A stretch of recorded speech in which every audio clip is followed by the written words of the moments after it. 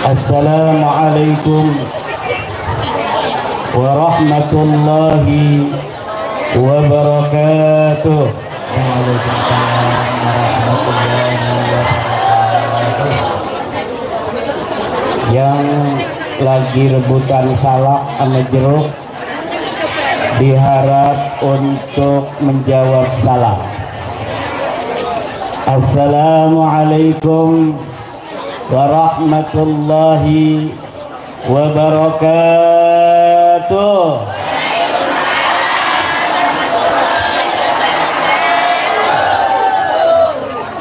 Si Neng yang lagi ngelayani di warung juga jawab salam saya. Assalamualaikum warahmatullahi wabarakatuh.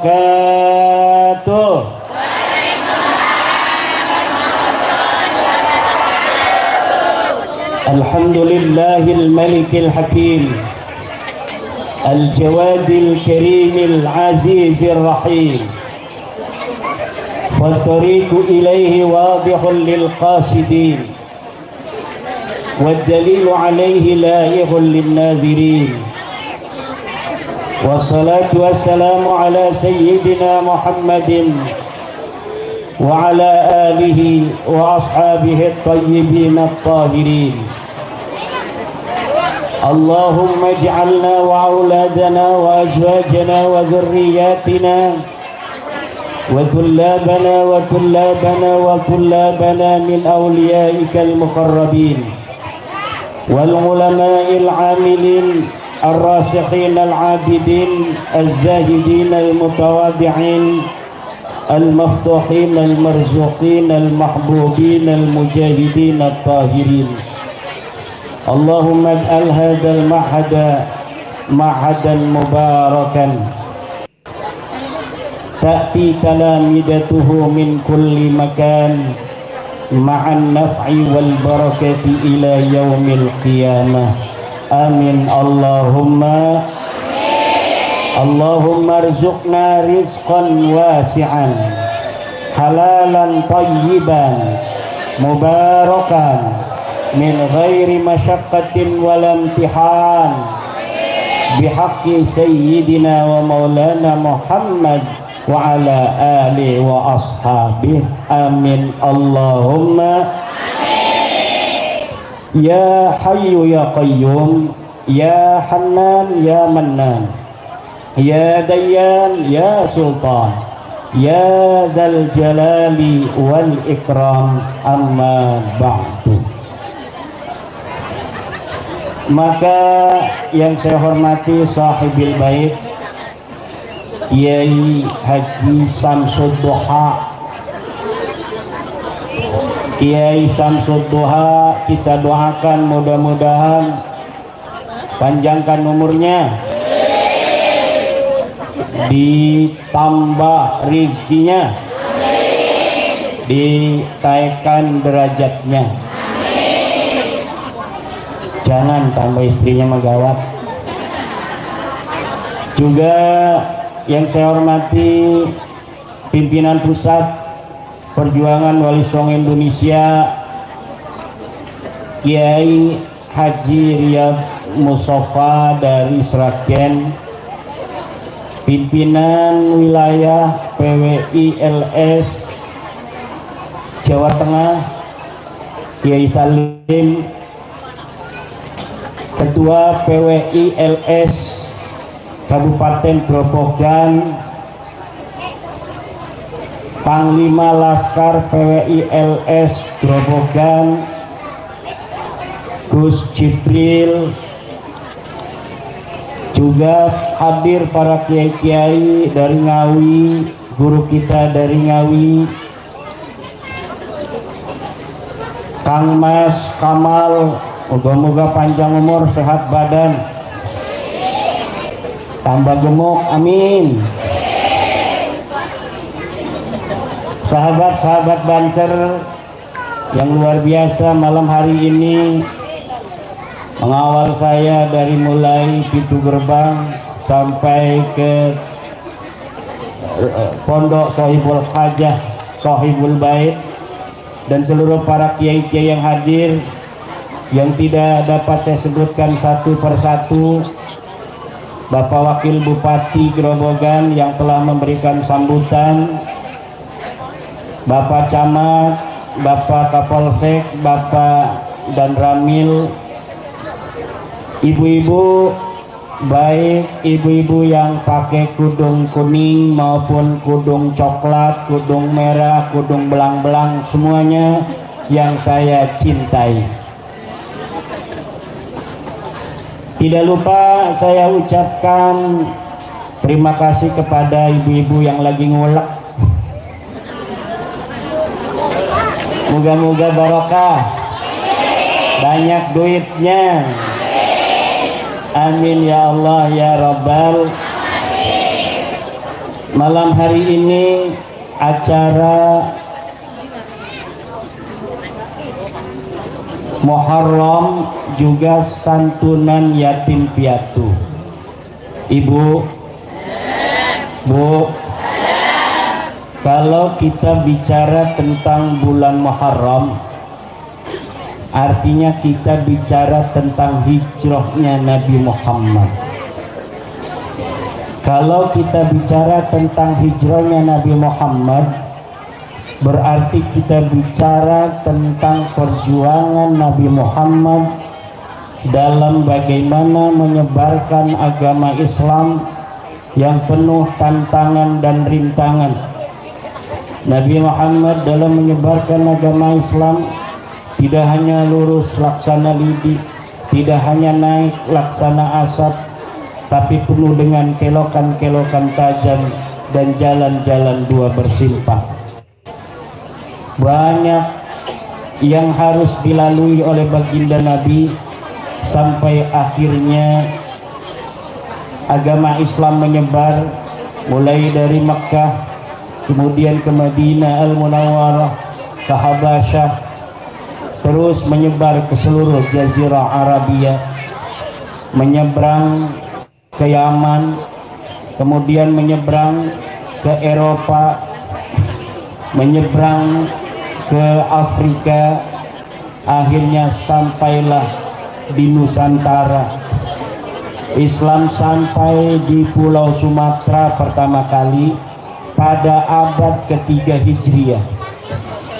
Kemudian dengan berjalannya waktu, Islam ini sampai ke Pulau Jawa, pertama di pantai-pantai utara, dari Banten sampai ke Tuban, ke Gresik, kemudian sampailah di negeri kita yang tercinta, Grobogan wa ahlaha. Ya Grobogan wa ahlaha, ya Grobogan wa ahlaha, ya Grobogan wa ahlaha. Jangan ya Karim wa ahlaha, ya Grobogan wa ahlaha. Orang Grobogan lebih mulia di orang Tarim, kok kita ngomong-ngomong Tarim. Orang Grobogan lebih mulia dari orang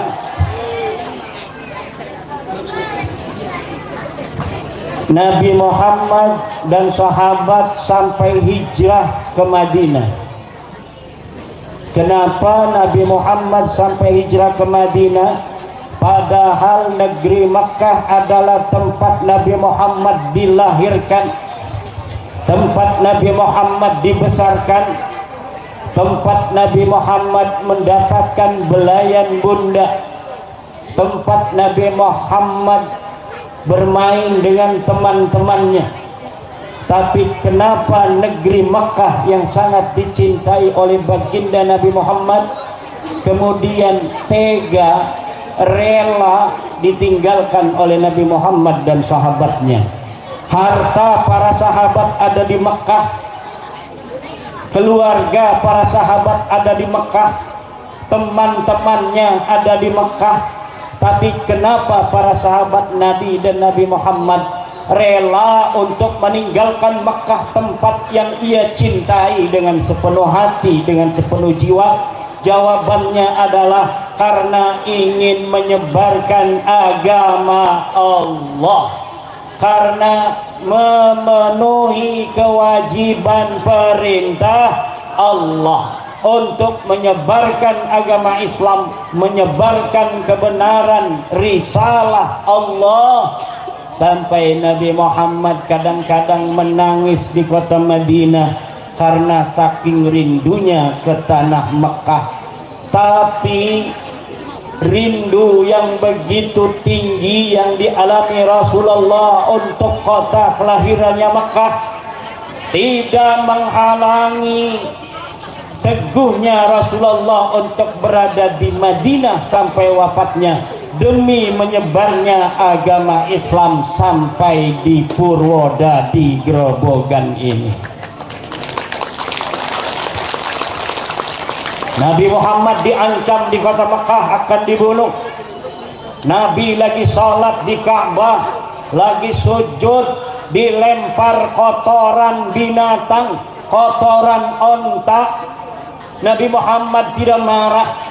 Nabi Muhammad terus melakukan sholat, menyempurnakan sholatnya.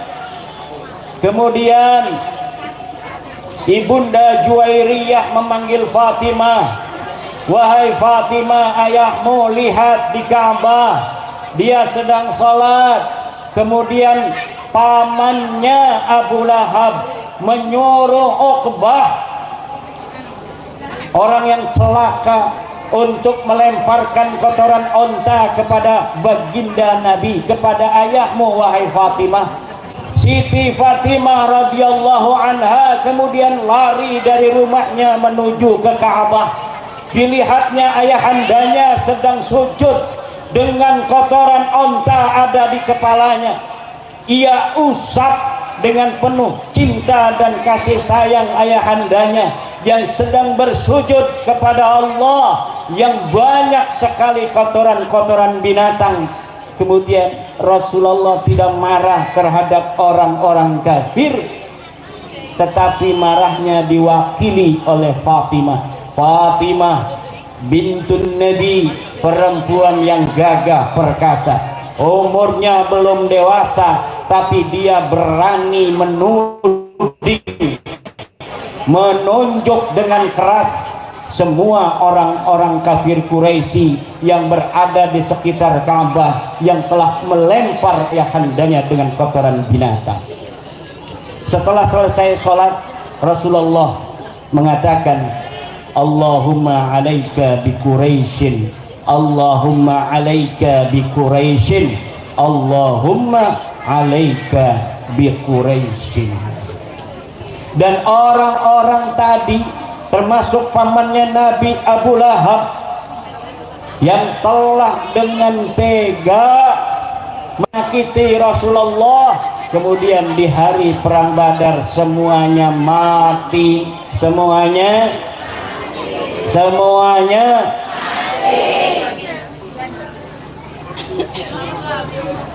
kemudian Nabi Muhammad juga didatangi oleh pamannya Abu Thalib. Kata pamannya, wahai keponakanku, sekarang aku tidak kuat lagi untuk menjagamu. Orang-orang kafir Quraisy telah datang kepadaku, kalau aku tidak menyerahkan dirimu, maka mereka sendiri yang akan membunuhmu. Apa jawaban Rasulullah ketika pamannya Abu Thalib mengatakan demikian? Ya ammi, law wada'u asy-syamsa fi yamini wal qamara fi shimali ala an atruqa hadzal amra ma taraktuhu.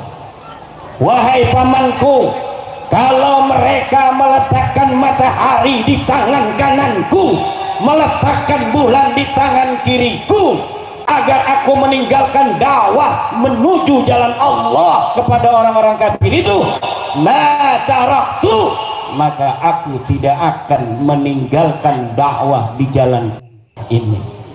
Ini juga yang terjadi dengan perjuangan Wali Songo Indonesia. Semakin ancaman datang, semakin tekanan menjelang, PWILS bukan tambah gentar, tapi tambah berani dan maju ke depan, pantang mundur ke belakang.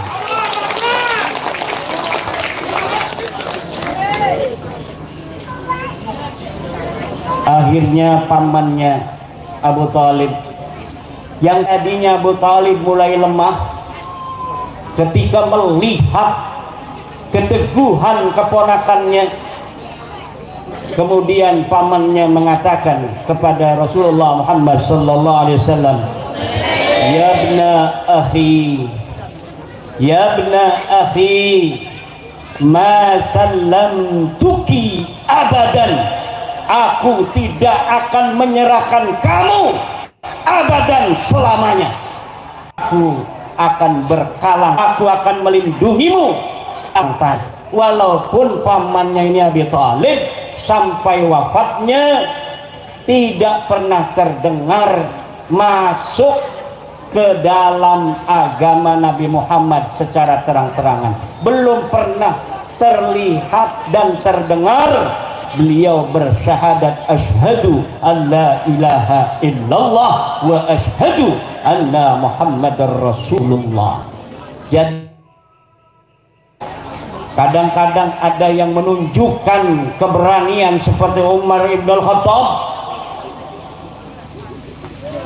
seperti Hamzah bin Abdul Muttalib. Ada yang walaupun dia sangat penyayang, tapi dia berani seperti Abu Bakar As-Siddiq. Abu Bakar As-Siddiq itu pemberani tapi penyayang. Dia berani tapi kadang nangis. Ketika dia bersama Rasulullah berjalan, Rasulullah ada yang memegang dengan sorban kemudian dipakai Rasulullah. Abu Bakar berdiri di hadapan orang tersebut untuk melindungi Nabi Muhammad, tapi sambil menangis. Wa huwa yabki, diberitakan dalam hadis Sayyidina Abu Bakar walaupun dia berani tetapi hatinya lembut. Dia berantem, siap berantem, tapi sambil menangis. Itulah hati lembutnya Sayyidina Abu Bakar Siddiq radhiyallahu anhu. Ada juga orang yang mendukung Rasulullah tetapi tidak menampakkan. Sekarang juga sama, ada yang mendukung saya masuk PWI, bahkan nantang-nantang orang. Ada juga yang mendukung saya tetapi dia tidak pernah masuk PWI, tidak pernah baiat, tidak pernah ikutan di Klatsar PWI, belum jadi senapati, belum jadi laskar tingkat ranting, tingkat kecamatan, tingkat kabupaten, tapi dia melindungi dan mendukung perjuangan Wali Songo Indo, dan ini jumlahnya sangat banyak sekali. Jumlahnya sangat banyak sekali. Sampai ibu-ibu aja melongo-melongo, melongo bekai keduhung ora uli salak, rebutan salak joruli. Atu menai ora uli salak gak uli jeruk, ora uli mana? Menai ora uli jeruk gak uli pringe, ora uli mana? Pring mah khusus dina banser kok. Udah dipegangin aja sama banser, sama PWI itu. Semakin hari semakin ditekan Rasulullah, semakin banyak orang yang mengikuti Rasulullah masuk agama Islam. Akhirnya Abu Jahal, Abu Lahab, Abu Gosok, semua abu-abu itu membuat sebuah rencana baru. Kalau begini kita bikin surat ancaman kepada orang-orang Quraisy agar orang Quraisy tidak ikut pada Muhammad bin Abdullah. Bikin namanya Sahifatul Hisar. Apa namanya? Sahifatul Hisar.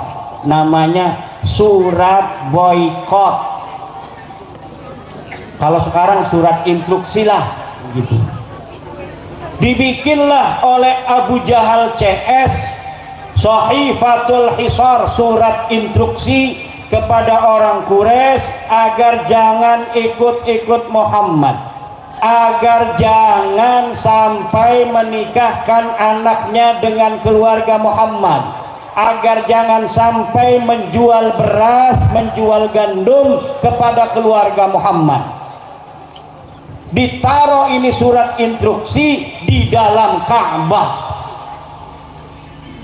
Marah gegeden Quraisy, walaupun dia belum beriman kepada Nabi Muhammad, ketika melihat ada Sahifatul Hisar, surat instruksi untuk memboikot Nabi Muhammad, datanglah namanya Zum'ah bin Al-Aswad. Kata Zum'ah, ya Aba Jahlin, wahai Abu Jahal, ma radina kitabataha hina katabta. Kami tidak setuju dengan surat boikot, surat instruksimu itu, wahai Abu Jahal, ketika engkau menandatanganinya. Datang pula Abul Bakhtari, kafir Quraisy, berkata yang sama, maradina kitabataha hina katabta. Datang pula namanya Mut'im bin Adi kepada Abu Jahal CS, hei Abu Jahal, maradina kitabataha hina katabta, aku tidak setuju dengan surat instruksimu kepada orang-orang Quraisy agar tidak mengikuti Muhammad, walaupun orang-orang tadi belum beriman kepada Nabi Muhammad sallallahu alaihi wasallam. Akhirnya diberitakan di dalam riwayat-riwayat, surat Sahifatul Hisarnya Abu Jahal dimakan rayap, dipangan entek, dipangan rayap. Nabi Muhammad diberitahu oleh Jibril, wahai Muhammad, surat instruksi itu yang dibuat Abu Jahal dimakan rayap di dalam Ka'bah. Nabi Muhammad ngomong sama pamannya namanya Abu Thalib, wahai pamanku, itu Sahifatul Hisar, surat instruksi Abu Jahal yang ada dalam Ka'bah dimakan rayap. Wahai Muhammad, dari mana kamu tahu bahwa surat Sahifatul Hisar, surat instruksi Abu Jahal itu dimakan rayap? A'lamani Rabbi, Tuhanku memberitahu aku. Nah, kalau Abu Thalib ini dari kecil kan ngingunya diingu oleh Abu Thalib Nabi Muhammad ini, karena bapaknya Nabi Muhammad meninggal dunia sejak Nabi Muhammad ada di dalam perut ibundanya. Kemudian ketika lahir dalam keadaan yatim, yang mengurus, kalau bahasa kreseknya ngingu, bahasa sini apa? Merawat, ngopeni. Kalau ngingu ada enggak? Kambing. Wah, ngeledak ini Gus Jibril. Kalau bahasa kresek ngingu itu halus itu. Ngingu anak gula. Di sini untuk kambing. Astagfirullah. Karena bahasa Jawa datang ke Banten kan lama, jauh, lama-lama tergeser itu. Karena Nabi Muhammad yatim sejak ada dalam perutnya, kemudian yang melindungi, merawat Nabi Muhammad sejak bayi siapa? Kakeknya dulu, namanya Abdul Muttalib. Setelah kakeknya meninggal, kemudian dirawat oleh pamannya Abu Thalib. ibunya siapa? Neneknya Nabi Muhammad namanya Fatimah juga. Jadi Nabi Muhammad punya nenek namanya Fatimah, punya anak namanya Fatimah, punya bibi namanya Fatimah, istrinya Abu Thalib. Satu-satunya orang yang ketika wafat Nabi Muhammad sangat sedih sampai masuk ke dalam kuburan hanyalah Fatimah bintu Asad, istrinya Abu Thalib. Istrinya Abu Thalib sama dengan Abu Thalib, Islamnya tidak menampakkan diri, keislamannya tidak ditampakkan oleh Fatimah bintu Asad. Tetapi ketika meninggal, Nabi Muhammad begitu sedih. Ketika liang lahat sudah dibuat, Nabi Muhammad masuk dulu ke dalam kuburan ibu angkatnya ini yang mengasuh sejak kecil.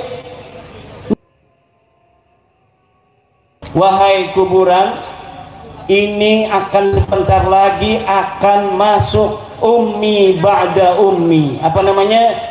Ummi ba'da, ibuku setelah ibuku. Karena ibunya Nabi Muhammad namanya Aminah sudah wafat, kemudian yang mengingu ngopeni adalah Siti Fatimah bintu As.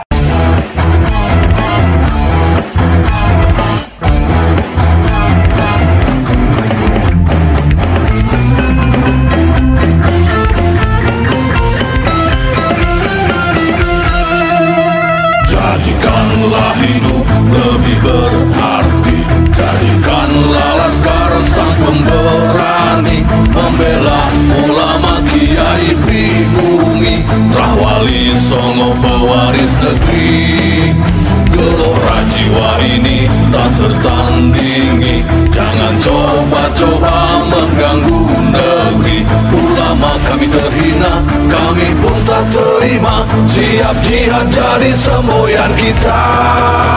Kami adalah laskar sabilillah, pecinta Wali Songo dan para anbiya, pewaris peradaban Islam di Nusantara hingga berkibar bangsa Indonesia.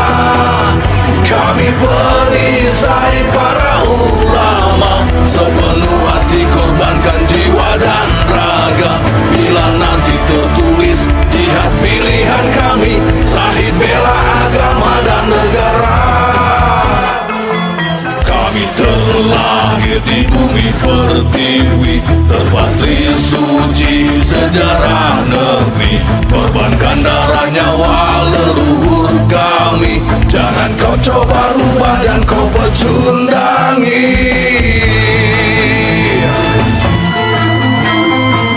Wali Songo adalah durian Nabi, santun berakhlak berbudi pekerti, wariskan agama dan budaya Islami. Jangan coba nodai kami, bela sampai mati. Kami adalah laskar sabilillah, tak akan gentar meskipun berkalang tanah, demi bela agama juga bela negara. Ikhlas jihad dan sahih bersama ulama, relakan kami pergi dan berjuang, jadi perisai Rahwali dan kebenaran. Meski harus berkorban nyawa satu ibadah, demi kebenaran menang dan ditegakkan. Kami adalah laskar sabilillah, pecinta Wali Songo dan para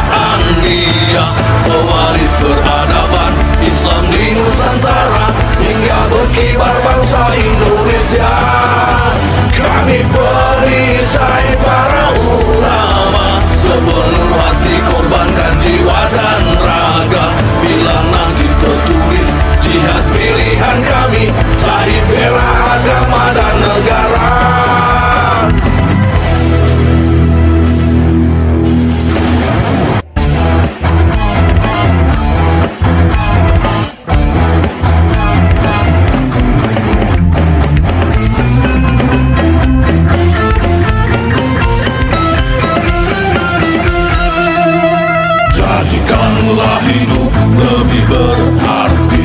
Jadikanlah laskar sang pemberani, membela ulama kiai pribumi, Rahwali Songo pewaris negeri. Gelora jiwa ini tak tertandingi, jangan coba-coba mengganggu negeri. Ulama kami terhina, kami pun tak terima, siap jihad jadi semboyan kita.